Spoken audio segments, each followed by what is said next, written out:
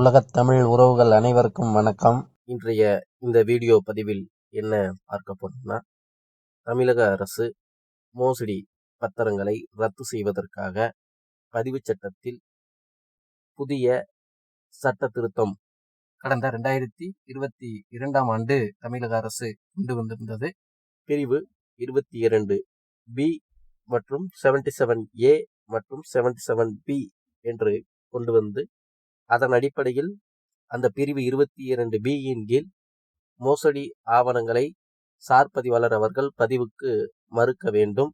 அவ்வாறு சட்டத்திற்கு புறம்பான ஆவணங்களை ஒருவேளை சார் பதிவாளர் அவர்கள் பதிவு செய்திருந்தால், அந்த மோசடி ஆவணங்களை தமிழ்நாடு அரசு கொண்டு வந்திருந்த புதிய சட்டப்பிரிவு 77A-யின் கீழ் மாவட்ட பதிவாளர் அவர்களிடம் புகார் மனு செய்து அந்த மோசடி பத்திரத்தை ரத்து செய்ய முடியும். மேலும் மோசடி ஆவணங்களை உருவாக்கிய மற்றும் பதிவு செய்த அந்த நபர்கள் மீது குற்றவியல் நடவடிக்கை எடுப்பதற்கும் இந்த சட்ட திருத்தத்தில் வழிவகை இருந்தது. அதன் அடிப்படையில் இந்த சட்டப்பிரிவு 77A இந்த பிரிவின் கீழ் மோசடி பத்திரங்களால் பாதிக்கப்பட்ட சொத்தின் உரிமையாளர்கள் இந்த சட்ட திருத்தத்தை பயன்படுத்தி மாவட்ட பதிவாளர் அவர்களிடம் புகார் மனு செய்திருந்தனர். மேற்படி அந்த புகார் மனுக்களை பெற்று மாவட்ட பதிவாளர் அவர்கள் மோசடி பத்திரம் என உறுதியானால், இந்த புதிய சட்ட திருத்தத்தின்படி மாவட்ட பதிவாளர்கள் அந்த மோசடி பத்திரத்தை ரத்து செய்து வந்தனர். தமிழ்நாடு அரசு கொண்டு வந்த இந்த மோசடி பத்திரத்தை ரத்து செய்யும் சட்டமானது 16/8/2022 முதல் அமலுக்கு வந்தது. இந்நிலையில் மேற்படி இந்த சட்டத்தினால் பாதிக்கப்பட்ட நபர்கள் இந்த சட்டம் நடைமுறைக்கு வருவதற்கு முன்பே மோசடி பத்திரங்கள் ஏற்பட்டு, அதன் பிறகு பல பத்திரங்கள் சொத்துரிமை மாற்றம் நடைபெற்று தற்பொழுது அந்த சொத்தை அனுபவம் செய்து வரும் நபர்கள் என, மேலும் மாவட்ட பதிவாளர் அவர்கள் பிறப்பித்த உத்தரவினால் பாதிக்கப்பட்ட நபர்கள், மோசடி பத்திரத்தினால் பலன் பெற்ற நபர்கள் மற்றும் அதன் பிறகு சொத்துரிமை மாற்றம் பெற்று தற்போது அனுபவத்தில் இருக்கும் நபர்கள், மேற்படி மாவட்ட பதிவாளர் பிறப்பித்த உத்தரவுக்கு எதிராகவும், மேலும் தமிழக அரசு கொண்டு வந்த இந்த புதிய சட்ட திருத்தம் பிரிவு 77A மற்றும் 77B ஆனது அன்கான்ஸ்டிடியூஷனல், அதாவது இந்திய அரசியலமைப்பு சட்டத்திற்கு எதிராக இருக்கிறது என்றும், சட்ட திருத்தத்தை ரத்து செய்ய வேண்டும் என்று மாண்புமிகு சென்னை உயர்நீதிமன்றம் மற்றும் மதுரை உயர்நீதிமன்ற கிளையில் ரிட் வழக்காக தாக்கல் செய்து, அனைத்து ரிட் வழக்குகளும் கடந்த 2 வருடங்களாக 2 நீதிபதிகள் அடங்கிய அமர்வில் விசாரணை நடைபெற்று வந்திருந்தது. மேற்படி இந்த விசாரணையில் கடந்த ஏப்ரல் மாதம் அனைத்து விசாரணையும் முடிவுற்று வழக்கு ஜட்ஜ்மெண்ட் ரிசர்வ், அதாவது தேதி குறிப்பிடப்படாமல் தீர்ப்பானது ஒத்திவைக்கப்பட்டிருந்தது. இந்நிலையில் நேற்று 2/8/2024 அன்று மாண்புமிகு சென்னை உயர்நீதிமன்ற 2 நீதிபதிகள் அடங்கிய அமர்வானது இந்த மோசடி பத்திரத்தை ரத்து செய்ய மாவட்ட பதிவாளர் அவர்களுக்கு வழங்கியிருக்கும் சட்டப்பிரிவு 77A 77B மற்றும் 22B சட்டப்படி செல்லுமா செல்லாதா என்பதை பல்வேறு கேள்விகளுக்கு பதிலளித்து தீர்ப்பு வழங்கியிருந்தது. அந்த தீர்ப்பினுடைய சாராம்சத்தை சுருக்கமாக பார்ப்போம். மொத்தம் 428 பக்கங்கள் கொண்ட இந்த தீர்ப்பாக இருக்கிறது. அனைத்து வழக்குகளுக்கும் அந்த வழக்கினுடைய பரிகாரத்திற்கு ஏற்ப இந்த வழக்கில் அவர்களுடைய வழக்கானது தள்ளுபடி செய்யப்பட்டிருக்கிறதா அல்லது பரிகாரம் வழங்கப்பட்டிருக்கிறதா என்பதை போன்ற அனைத்து விவரங்களும் இந்த பேட்ச் கேஸினுடைய காமன் ஆர்டரில் இருக்கும். முதலில் இந்த தீர்ப்பில் refusal to register the document 22B ஆனது சட்டப்படி செல்லுமா என்பதற்கு மாண்புமிகு சென்னை உயர்நீதிமன்ற 2 நீதிபதிகள் அடங்கிய அமர்வானது தமிழ்நாடு அரசு கொண்டு வந்திருந்த அந்த சட்டப்பிரிவு 22B ஆனது செல்லும் என்று தீர்ப்பு வழங்கி இருக்கிறது. எனவே ஒரு ஆவணமானது மோசடி ஆவணமாகவும் மத்திய மாநில அரசு சட்டத்திற்கு எதிராகவும் இருக்கும் பட்சத்தில் மேற்படி அந்த ஆவணங்களை சார் பதிவாளர் அவர்கள் ரெஃப்யூசல் டு ரிஜிஸ்டர் பதிவுக்கு மறுப்பதற்கு அதிகாரம் வழங்கியிருந்தது. அந்த அதிகாரமானது அந்த சார் பதிவாளருக்கு வழங்கப்பட்டிருந்த நிலையில் அந்த சட்டப்பிரிவு தற்பொழுது இந்த உத்தரவின்படியும் செல்லும்.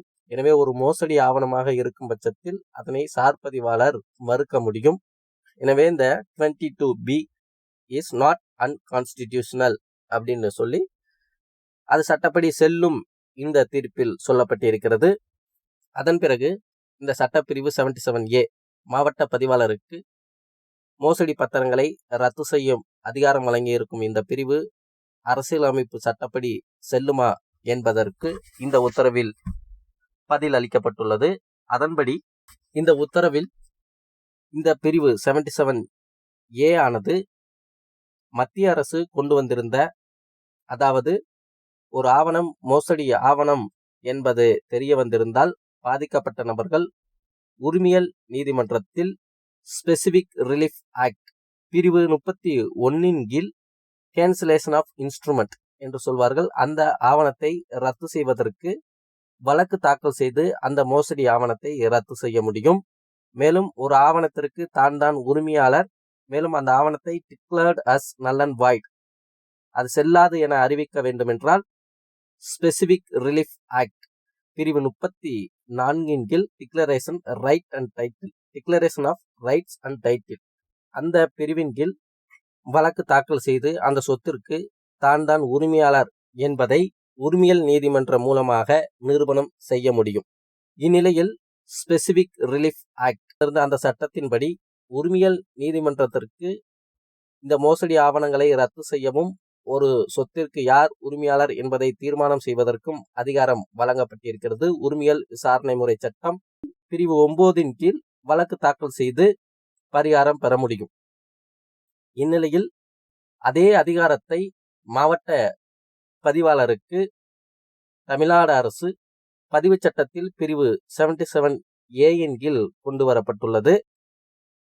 எனவே ஒரு பரிகாரம் கேட்டு உரிமையல் நீதிமன்றத்திலும் அதே பரிகாரம் கேட்டு மாவட்ட பதிவாளர் அவர்களிடமும் புகார் மனு செய்யும் பொழுது உரிமையல் நீதிமன்றத்திற்குரிய அதிகாரமானது பறிக்கப்படுவது போல இருப்பதாலும், மேலும் உரிமையல் நீதிமன்றத்தில் வழக்கு தாக்கல் செய்வதற்கு லிமிட்டேஷன், ஒவ்வொரு வழக்கிற்கும் காலவரம்பு சட்டப்படி காலவரம்பு லிமிட்டேஷன் இருக்கிறது.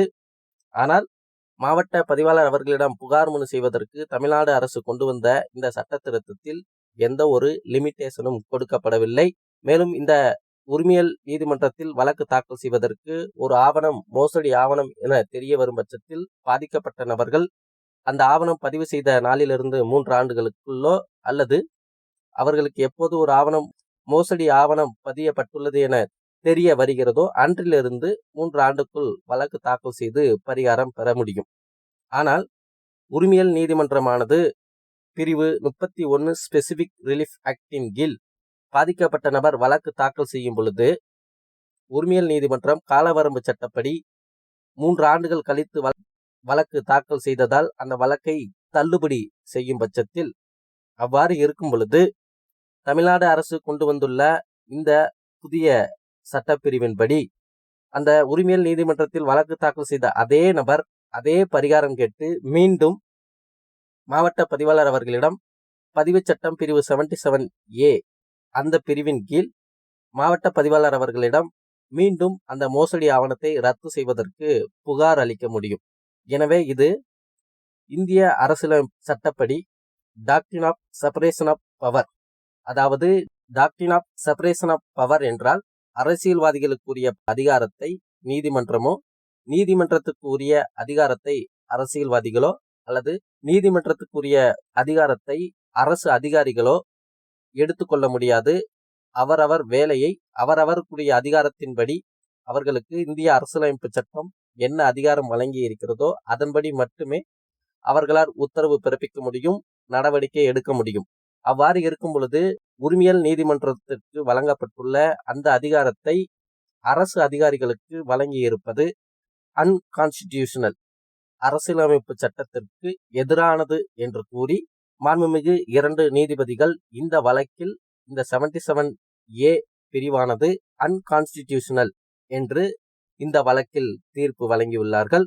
மேலும் இந்த 77A பிரிவானது ப்ராஸ்பெக்டிவ் எஃபெக்ட் அல்லது ரெட்ராஸ்பெக்டிவ் எஃபெக்ட் இந்த வழக்கில் விசாரணை செய்ததில் இந்த சட்டப்பிரிவு 77A ஆனது ப்ராஸ்பெக்டிவ் எஃபெக்ட் என்றும் இந்த தீர்ப்பில் கூறியிருக்கிறார்கள். எனவே இந்த உத்தரவிலிருந்து நாம் தெரிந்து கொள்ள வேண்டியது சட்டப்பிரிவு 77A ஆனது அரசியலமைப்புக்கு எதிரானது என்றும், எனவே அந்த சட்டத்தின்படி புகார் மனு செய்து மோசடி பத்திரங்களை ரத்து செய்ய முடியாது என்றும் மாண்புமிகு சென்னை உயர்நீதிமன்றம் இந்த வழக்கில் தீர்ப்பு வழங்கியுள்ளது. மேலும் பதிவுச் சட்டம் பிரிவு 68 உட்பிரிவு 2 கீழ் மோசடி பத்திரங்களை ரத்து செய்ய முடியும் என்றால், ஏற்கனவே 77A அந்த பிரிவின் கீழ் மோசடி பத்திரங்களை மாவட்ட பதிவாளர் ரத்து செய்வது அரசியலமைப்புக்கு எதிரானது என கூறியிருப்பதால், பதிவுச் சட்டம் பிரிவு 68 உட்பிரிவு 2 கீழ் புகார் மனு செய்து ஒரு ஆவணத்தை மோசடி ஆவணம் என்று மாவட்ட பதிவாளர் ரத்து செய்வதும் அரசியலமைப்புக்கு எதிரானது. எனவே சட்டப்பிரிவு 68 உட்பிரிவு 2 கீழும் புகார் மனு செய்து மோசடி ஆவணத்தை ரத்து செய்ய முடியாது என்று இந்த வழக்கில் தீர்ப்பு வழங்கியுள்ளது.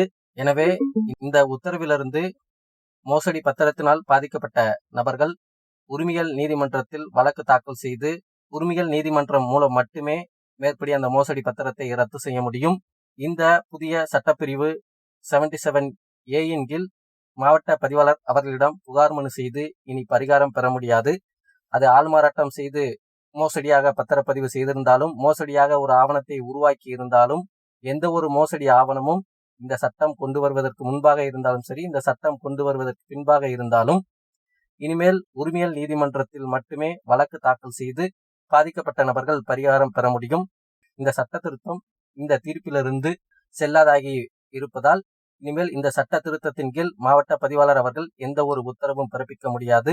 அவ்வாறு பிறப்பித்திருந்தாலும் அது செல்லாது.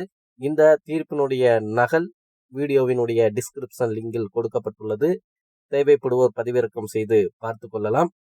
மேலும் மோசடி பத்திரம் ரத்து செய்வது சம்பந்தமாகவோ அல்லது சட்டப்பிரிவு 77A சம்பந்தமாகவோ சந்தேகம் ஏதும் இருந்தால் கமெண்ட் பாக்ஸில் கேளுங்கள், பதிலளிக்கப்படும். நன்றி, வணக்கம்.